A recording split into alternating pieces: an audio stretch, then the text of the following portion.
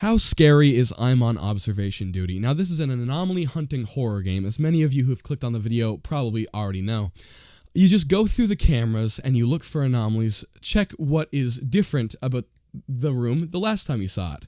And I haven't played the other 7 games. I do plan on it, so if you want to check those videos out when I eventually do play them, that'd be awesome. I'd love that. So you may not think, oh, it counts as a horror game, but it's not like anything crazy. It's not anything like not gonna knock your socks off, not gonna, give you nightmares and make you check under the bed at night.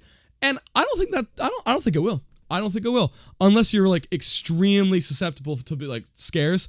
And it's not like there aren't things to be scared about in this game. There are. I feel like throughout a lot of my playthrough of the first game, I was like stressing. But here's the thing. My playthrough lasted about almost 3 hours. I don't know if yours would, because the game is just hard. I don't know if it was me. I don't know if it was a me problem. I don't know if it was the game actually being designed to be hard. Obviously, each night you have to survive. There's only 2 levels in the first game, so you only have to survive until 6 a.m. But here's the thing. The nights are so long. They feel like it's in real time, for God's sakes. Half the time when I was playing, I really thought, hey, are the minutes going by in real time 6 hours? But no. It really does help the intensity, though, it being that long.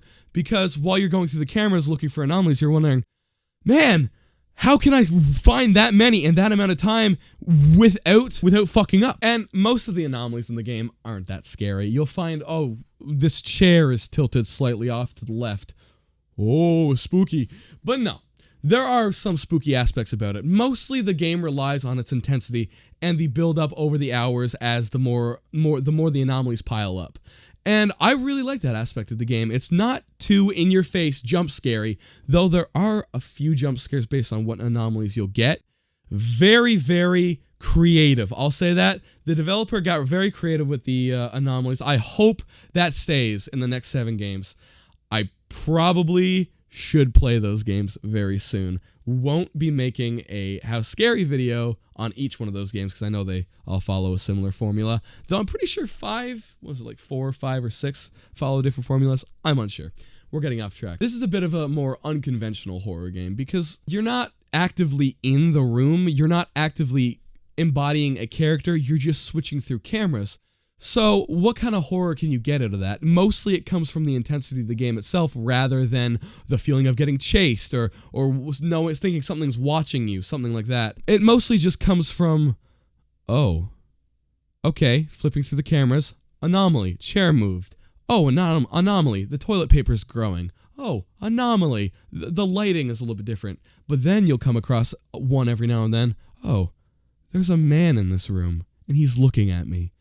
That is what catches you off guard sometimes. Sometimes there will be a little intruder off in the distance, something you have to spot. And once you spot it and notice that it's there, that's what kind of gives you the goosebumps. Something that really sends a shiver down your spine. I found myself actually getting massive goosebumps. Goosebumps that I don't even get half the time when I play other horror games that are usually scarier to me. This game gives you such an eerie feeling rather than a oh fuck, oh shit, oh no feeling, But either way, the game actually tore me to shreds because I tried to beat it for a while, though I'm a little bit impatient. And the thing is, the nights start off slow, so you'll get for the first few hours of the night, you'll get a few anomalies here and there. Then it ramps up over time, as I mentioned before. The sitting and waiting for something to happen, you get in your head about it. You get paranoid. The paranoia that comes with it too is another factor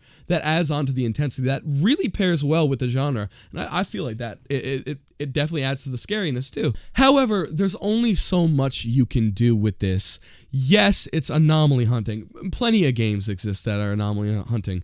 And I feel like this is a genre that definitely has its limitations. It's not going to be your Outlast. It's not going to be your Amnesia. It's not going to be your I'm thinking of another horror game. I can't. I play horror games on this channel, and I can't think of another horror game. Five Nights at Freddy's. It's not going to be your Five Nights at Freddy's. Look, I get scared shitless of Five Nights at Freddy's, but it's not going to be like that, right? But again, it's all subjective. It really depends on what you find scary and what really triggers that fear factor in you. But for me personally, didn't trigger my fear as much as it did my overall stress. At the end of the day, it's the first in the series. It's in black and white, which I don't think the black, you know what, scratch the black and white. I don't think that equates to the factor of fear in any way. But it certainly has its moments. But it also has its moments where it's like, you're just sitting around waiting. And a lot of the time, when you replay the game, trying to beat it, and if you don't beat it on the first try, second try, third try, fourth try, you're kind of going to become numb, and it's going to get a bit predictable over time, and you're just going to know all the anomalies. That's kind of about it. This is going to be a shorter one. I did want to make this video to get back into the groove of making How Scary videos, because I really like the series, and I like talking about games I like, and I want to make my Outlast Trials video, but I was like, shit, how am I going to get in the groove of making that again? Because the Outlast Trials is a whole different bag of beans. But I was like, let's go something simpler. Let's go Observation Duty. That's another horror game, but that's the thing. It's a lot simpler. It's a simple horror game. It's nothing crazy. You're not going to have night terrors and need therapy after this, but it's going to give you a little jolt through the back, a little shiver down your spine, a little bit of sweat in your nether regions. So yeah, if I were to give this game a rating, 5.5 out of 10 on the scary scale. Now that is purely how scary it was, not how good the game is, nothing like that, just how scary it is. Thank you so much for watching. If you enjoyed this video, drop a like, and if you want to see more of me, consider subscribing. Let me know what you think. Is it that scary? As I mentioned, is it a little less scary, or is it more scary? I would love to know what other people think of this game, because that's the thing. All these How Scary videos, they're all subjective to what I think. Fucking, I could play My Little Pony Friendship Magic. Don't know if that's a game, but that's always the game I go to in my head to make up whenever I want to think of a fake game. So I could be playing My Little Pony and think, oh, this ain't very scary, but little Timmy down the road could be like, My Little Pony. So, you know, it's really anybody's opinion, really. People get scared by different things. I get scared by spiders. Some people get scared by heights. But yeah, that's really about it. Thank you so much for watching. Bye-bye.